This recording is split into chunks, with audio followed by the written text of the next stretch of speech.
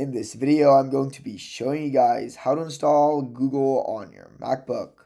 First, open up Safari, then look up Google Download. Once you are here, just click Download Google, then download Chrome right here, allow it, and then now we are downloading the application. Just wait for it to download. Now that it has downloaded, just click this right here.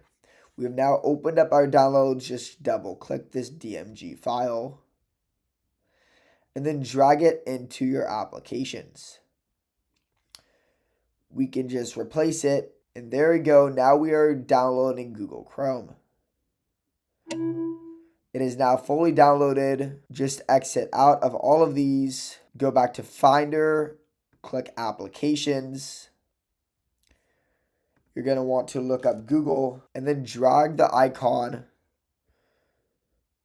right in the desktop bar. Now we can exit out of that, and now we can open up Google Chrome. Make sure to inject the file and then open it even though it's from the internet. There we go. Now we have downloaded Chrome. If this helped you, subscribe.